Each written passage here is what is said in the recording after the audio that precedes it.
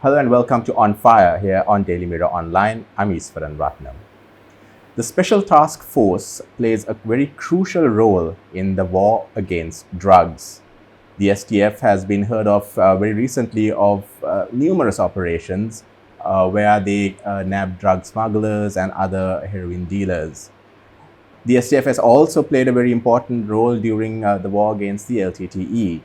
To discuss these issues and these matters, joining me today is the Commandant of the STF, DIG Waruna Jayasundara. DIG, welcome to the program. Thank you. So DIG, let's just go back a bit on the establishment of the STF. We have the police and the STF operates under the police unit. Why was there a need for the STF in the first place? SAF is the specialized counterterrorism and paramilitary outfit of the Sri Lanka police. And way back in 1971, 37 police stations were attacked by the southern insurgents. So the military were asked to come to take over the police stations, and it was not good for a democratically set up country. Then there was a commission appointed with the leadership of Mr. Basnayaka, which is known as Basnayaka Commission. One of their recommendation is to establish a specialized trained unit within the police department. Then when it came to 1976, the northern insurgency started. The first incident where Velubulle Prabhakaran assassinated the former Jaffna mayor in 1976. They started their movement under Tamil New Tigers. Then the CID police team who went to arrest Velubulle Prabhakaran and the team, even they were assassinated.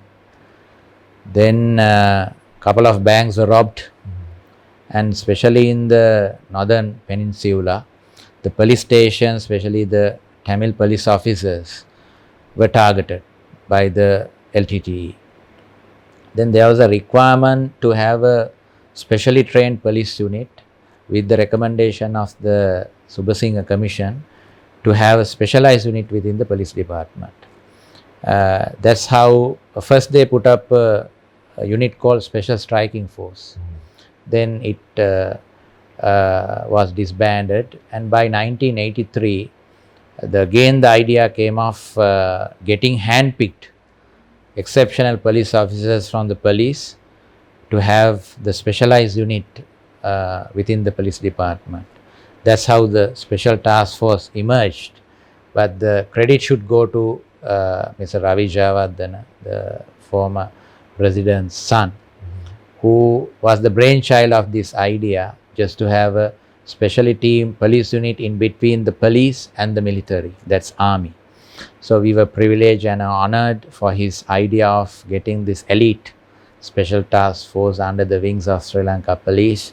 So after passing long and colorful 37 years, we are recognized and we can straight away say, one of the most professional paramilitary outfits in the South East Asian region.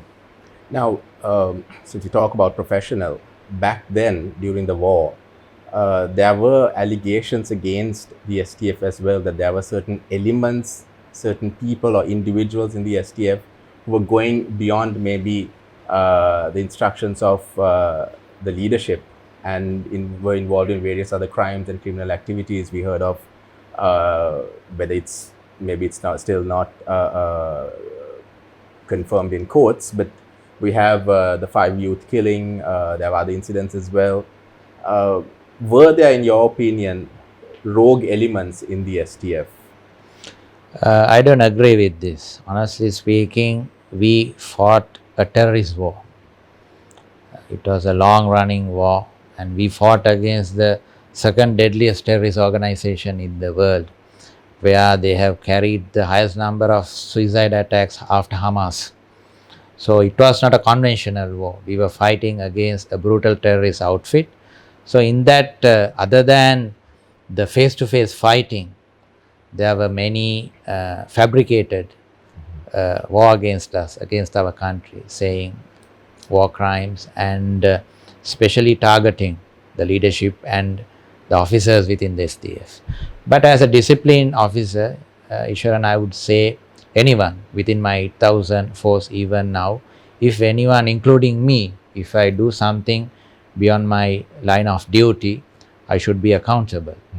So there were allegations, I agree. The Trincomalee, there was incidents where they alleged that we killed 5 youths, and 12 of my officers were arrested, and it were reported to the courts, and the proceedings are going on. But the court, they discharged the team, saying that there's no involvement from the STF side. But in especially this diaspora backed media campaign, they alleged and they always target the security forces personnel, including the STF. And in the media outfits, I would say, if you take Tamilnet and Tamil Guardian, they all put the things against the STF and well as the Tri forces. So allegations, anybody can put an allegation. Yeah. I'm a lawyer by profession, but it has to be decided, proven by a competent court. But would you be willing to even look at these allegations, and investigate them if there is an allegation? Yes, of course. And we are paid by the public, and we are a recognized force, police unit, and we all are police officers. So any allegation that comes, there is a procedure or a system within we all are police officers within the system, and the due process of law will take over. So anyone, irrespective of the rank and file, if there's allegation, that will be taken up by the competent authorities. And talk to us about the STF operations against drug smuggling. We see a lot being reported these days of drug dealers and those involved in drug operations being arrested. Is the network still very much active in Sri Lanka? Sri Lanka is an island which is having a coast which runs more than 1,000 kilometers, and there's a big fishing community. Every day hundreds of the trawlers, they go to the mid sea and well as to the international waters. So main drug supply route, since we are situated very closer to the Golden Triangle, coming from Afghanistan through Iran border, there are dhows which comes to the Indian Ocean and in the international waters. And we found that the smugglers, they send the boats from Sri Lanka and they go to the international waters, even passing Maldives Islands. And last November, one trawler we arrested with 112 kilograms of heroin. It went to the Somalian waters. So just imagine the distance that it takes to get the stuff. These boats are actually leaving Sri Lankan waters. They manage to go out. Yes. So isn't there, maybe it doesn't come under your purview, but isn't there a security barricade which prevents them from going out? It's there. Our Sri Lanka Navy is doing a great job. The registration is mandatory, even with Fisheries Department and with the Coast Guards. But the point is, you take a multiple day trawler boat which goes to the international waters, you can't check every fish. It sometimes carry more than 3,000 kilograms of fish with ice when it comes. So 1 kilo of heroin costs going to give you 10 million. And just imagine, in a big fish, even you can put 3-4 kilos of heroin, and you can't cut every fish. Oh, so the heroin is actually hidden inside the fish? No, I'm just giving you an assumption. Example. Okay. Yeah, example. So to continue what you said, so drugs, there's a tendency to come to my country, and since it's an island, it's not a landlocked country where we can see the borders. If the borders are locked, obviously then they have to take the air route to get drugs, but it's an island. So whatever the efforts we put, but hundreds of boats going to the international waters, especially the small gap between India and Sri Lanka. So even a lot of smuggling can take place. And if you take Kerala ganja by the name, the ganja comes from Kerala. So Navy is doing a tremendous job there, blocking them. But there's a very close big landmass, the Indian subcontinent, which comes which can be easily crossed by a multi-day trawler boat. And the prevalence of Iranian and the drug vessels in the international waters, the reach is not that much difficult. So drugs can come to my country. And other thing is the drug couriers, they take the flight and they just hiding in their body, they carry it. That's happening in any international airport. So those are the two ways that the drugs are coming to Sri Lanka. And when we talk about the organized crimes, which is known as the underworld, but I am confidently saying with the present leadership of His Excellency President and Secretary of Defense and my secretary and IGP, all with our Honorable Minister. So there is a system and a mechanism where during the, now I took over the STF last June. Since then, there was only one shooting incident. That was in Panadura, and even police apprehended the team. So since last June, there were no shooting incidences in southern province or in western province. There may be day-to-day crimes, but when you talk about organized crimes, it has become very minimum now because of the effective mechanism that is in place with STF and police. If you take the western province and southern province, now when I took over, there were 12 groups, organized crime groups in western province and 5 from the southern groups. We identified teams, but the operation is very minimum. And the other main reason is most of the leaders are inside. And with the idea of our Secretary of Defense, General Mr. Kamal Gunratna, and most of the identified the criminals are now they are stationed at Busal and is guarded and searched by the STF. So selective and identified, say around 50 main underworld leaders are inside. And even if you take Angunukota Palace prison, the search and security done by us. Even here, if you take the 3 prisons in Colombo, its search is done by the STF. So there is a tendency, and you can clearly say, I say there's a minimum activities from the organized criminals, and you take the detections. Now even today early morning we detected 4.5 kilos of hashish and 2 kilos of ice, which is operated from India. That drug lord from Sri Lanka but operating from Tamil Nadu. So we arrested one of his operatives with that drugs. So the police narcotic bureau, we, Navy, as a one team, now we are fighting a common enemy, that's drugs and crimes. So I am confidently saying that we are in a very comfortable position of curtailing, especially the organized crime. But drugs, of course, that will go. Are we like is Sri Lanka a transit point for most of these drugs, or is this the final point? There can be, it can be used as a transit point because it's not only coming to the country, since many international sea routes situated closer to Sri Lanka and hundreds of international ships passing by. So that can be done, just taking and keeping it as a transit point. I agree with you. And how is your intelligence? I mean, all this is done mainly through intelligence sharing. Are you all working with other countries as well? Do you all get information on these smuggling operations? Yeah, it's taking place now. As a unit STA, we don't directly deal with our foreign counterparts. Okay. But SIS is dealing with them, and we have the CID dealing with the Interpol. So if there's a regional cooperation, I do agree. But basically what the operations that we do with the STF, it's basically the local human intelligence that we do with STF contacts.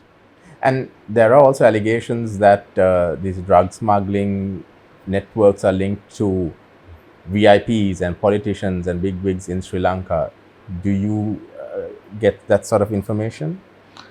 There's no hard and credible intelligence, but see, this is the most lucrative business in the world, the narco business. Yeah.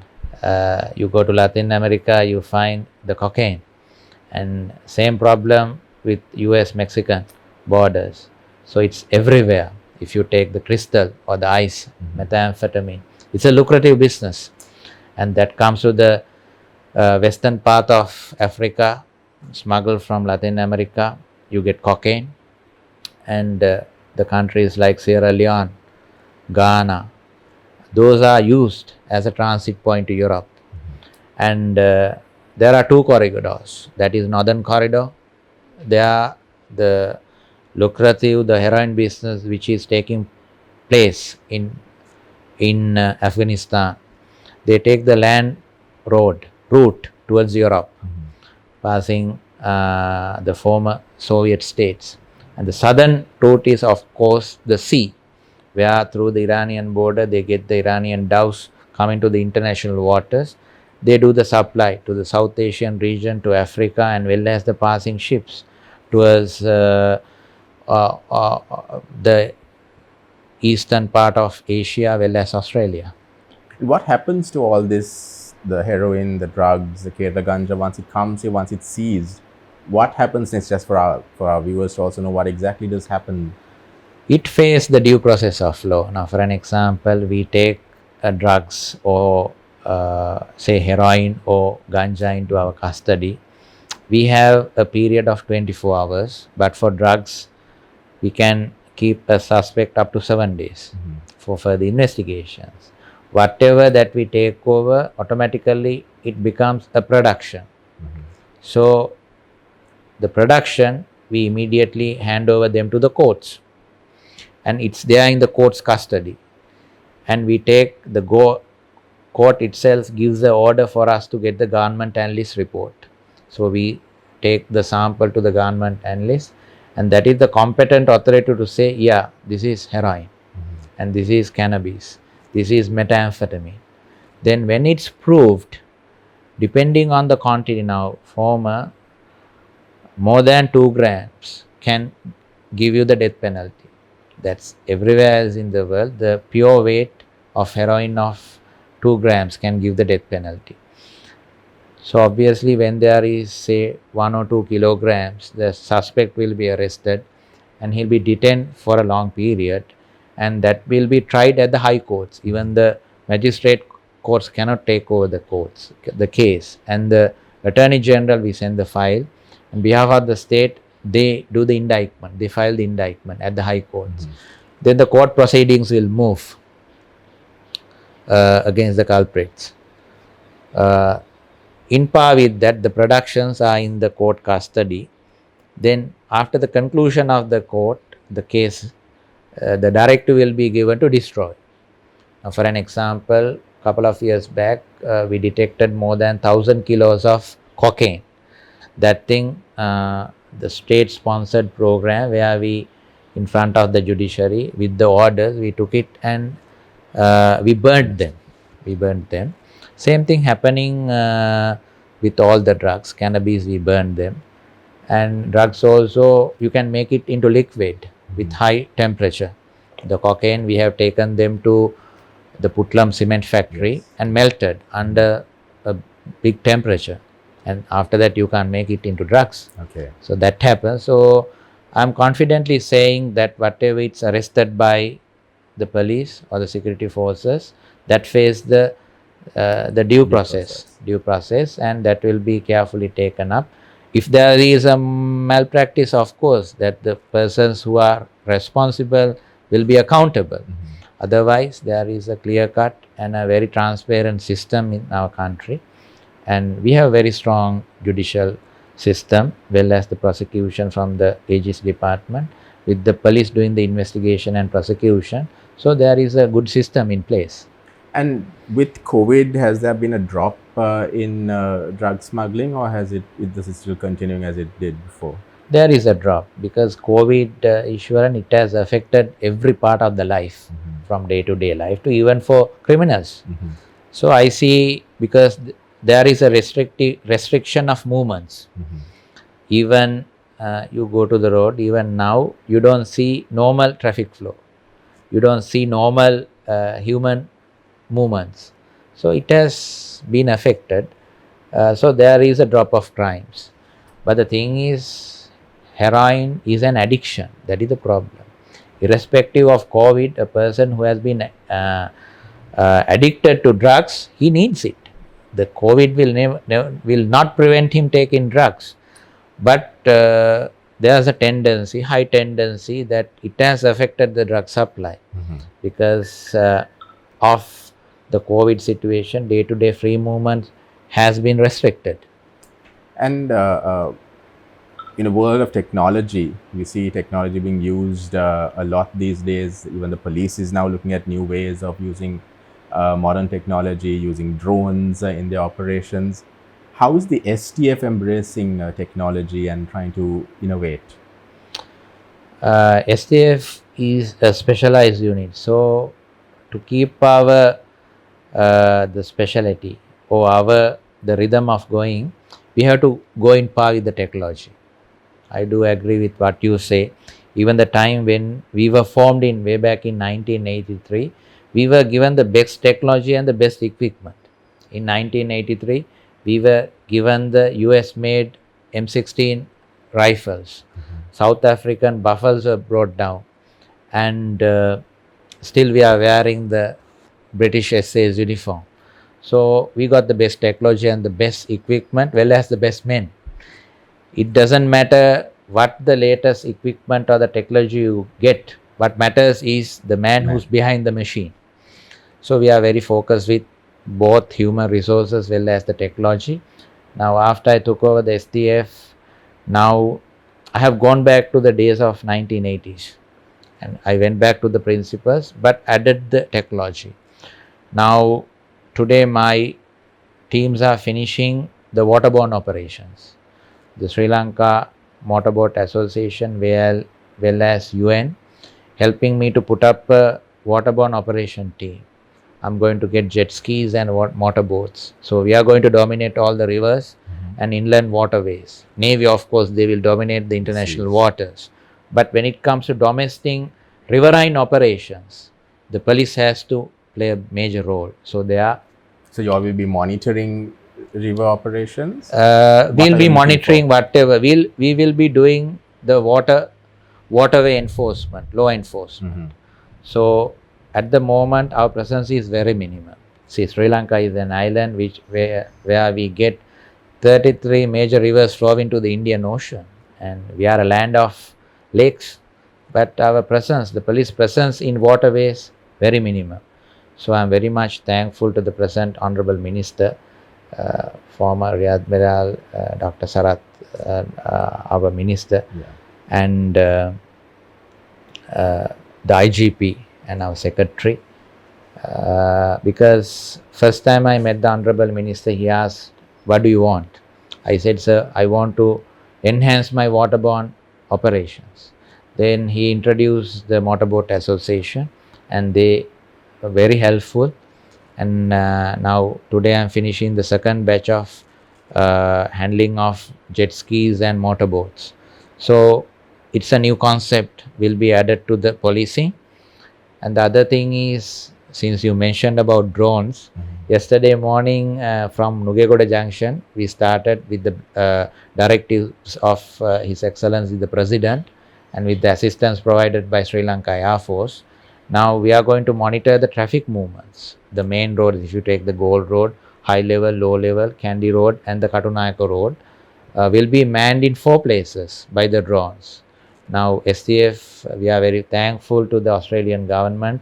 They have donated us 5 drones day for yesterday, and with our existing drones and what we got day for yesterday, now we have put up a drone squadron. So we'll be helping and managing the roadways with traffic police. And other than that, we use the drones for our small team operations. Actually, the STF, we are the pioneers of introducing the small team concept in par with LRRP units with the special forces way back in late 1980s. And so for small team operations, for forest clearing, deforestation, and for illegal cannabis, ganja cultivations, we are using drones. And other thing, now if you take urban warfare, we have come to an age of tunnel warfare or urban warfare. There may be cases where a hostage situation can take place, where my special weapons and tactic teams, SWATs, will be obviously we'll deploy them, and drones will be used, where we can take it up to the high-rising buildings or we can take it to the tunnels. And so the drone technology will be heavily used with time to come. And the other thing, the interception. The communication is going to play a huge role in modern world. So latest communication, interception and communication systems will be encrypted. And other than that, there are latest analyzing tools, IT based analyzing tools which analyze the criminal data.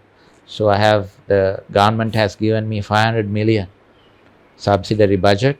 So I'm going to enhance the capacity of intelligence by getting the best analytical tools to STF, and I'm going to enhance the SOT capacity by giving them the best equipments and the night vision capacity and all the laser guided weapons. So that will come with the technology. And to enhance the operation capacity in regional basis, I'm having 70 camps scattered in all the districts. So they need good vehicles and they need concealed motorbikes, and intelligence operatives, they need concealed equipments. So it's a battle of technology. So that thing is there. So since you put up the topic of technology and the present threat that we face, the extremism, you take them because they use the technology, they use the social media platform, they use Threema, even communication. If you take the Eastern Sunday attack, the team, they were using Threema. That is one of the latest communication software solutions. You use it, but even the data will be automatically deleted. Now WhatsApp, Viber, that can be retrieved, but Threema you can't do it. Since I worked that time as an investigator, as the head of TID, and so we are fighting a common enemy who is very competent in technology, who is well educated, and who has exposed and who has seen the world, but he is ready to die for his God.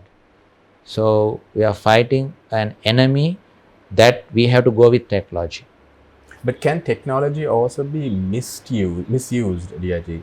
I mean, a lot of people are concerned that, in a world of technology, when the authorities are using technology to maybe tap people's phones or get information, we spoke about WhatsApp. Is there a threat, or is there a system in place to ensure that, privacy is also protected? Even this thing is an issue in US, where people were just resisting, saying that their privacy has been infringed and their communication intercepted by the US authorities. But the thing is, what is most important is the national security of a country. Irrespective of everything, we have to protect our country. So we have to protect the national security of country. So under that, I think we have to make compromises, we have to make sacrifices. Human rights may be there, but national security comes first. But in the system, whatever the technology that we use, that is also very much monitored.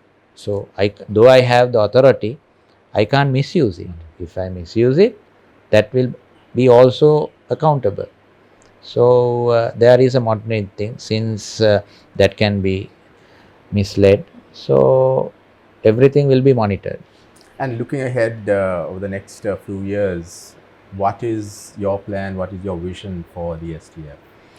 STF, people in this country are having a very good faith on the STF, and even the government has put up a lot of faith on the STF, especially in countering drugs, organized crimes and illegal weapons. But we have come to that level. Confidently, I am saying, now during the last 10 months, we have detected more than 470 weapons, illegal weapons, and 30 T56 weapons. So that is saying one T56 weapon can be used to rob a bank, but we have taken out 30 illegal T56 weapons. So we are up to the expectation of the people of this country, because we are accountable to them, because we are paid by them. So at any cost, what is most important is my priority, my aim is to secure the national security of this country at any cost. We are there, and If there is going to be any threat, any form, we are going to fight till the last bullet. And we have joined these forces, we have come not to go back, not to return. So we are going to fight till the end. At any cost, we are going to protect the national security of this country, number one. Number two plan, of course, STF, we have to make us more professional. In that journey, we have to make decisions. Now STF is with 8,000 force, but I believe with quality, not the quantity. So we have to get the best men on ground. It is not that I am having 10,000 STF personnel. My idea is to make it with a minimum force, with minimum presence, but the impact should be big. So we are in the process of going to get more quality people, and we are in a recruitment drive with a very positive media campaign with 3 new advertisements are going on to get the best youth, because I can't stay here forever. I have to leave it with the next generations to come. Number two.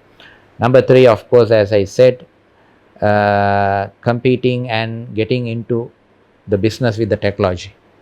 Now we launched the riverine operations. We are going to dominate the rivers and the waterways of this country along with Sri Lanka Navy. And the other thing, we are going to go with the technology with drones and all. I'm going to enhance the small team operation capacity, where we can dominate in the northern islands, we can dominate in thick jungle covers in if you take Sinharaj, and if you take Knuckles, if you take Vilpattu, those are World Heritage sites. So we have to protect them. And the other thing is that there is a tendency of illegal sand mining and soil. So if you take Jaffna, there is a deposit of natural sand. We have to protect them. They all are natural resources we have to protect. And the rivers also, there's a big deposit of natural minerals. We have to protect them. So STF will be very much focused with small team operations. And other than that, we have to secure and safeguard the cities. For that only, I'm enhancing the SWAT capacity, that is special weapons and tactic teams, getting and giving them the best technology and equipment. So that capacity will be enhanced. And other than that, we are with the duty of protecting the president and His Excellency the President and the Prime Minister and some of the VIPs. Even the Parliament guard during the sittings, we are there to protect the Parliament. So in that VIP protection, I'm going to get the latest vehicles, because that we are using Land Rover Jeeps, and we need good vehicles to protect the VIPs. And we are using the MP short range weapon, but I'm just looking for a new version for the VIP protection. And with the weaponry, of course, M16, there's an issue of getting the weapons. So now we are moving towards M4 and M15, the latest weapons. And with armored vehicles, as I said, Buffles no more in production. So now we are in the process of finding a new armored vehicle for STF, especially with dealing with disturbances, riots like that. And my vision is to get more exposure from the international circuit. Now 200 of my men are now getting ready to go to United Nations peacekeeping operations. They will make the history by being the first foreign police unit from Sri Lanka. So I have trained the men, and the government is helping me with getting down the logistic and the vehicles. By end of this year, we will be ready for our first UN deployment. So our boys will get more exposure and more knowledge, experience by working with other police officers in the United Nations. So that is there. And the other thing, there's a problem with accommodation, and this is a very old antique type building.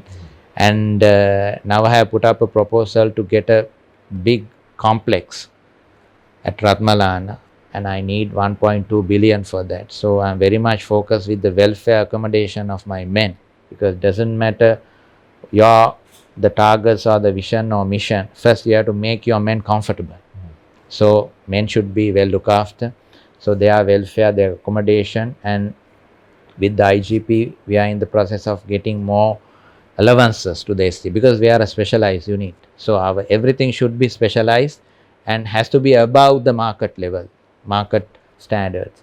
So then only I get the new youth to join the STF. You have to keep them happy first and look after their welfare.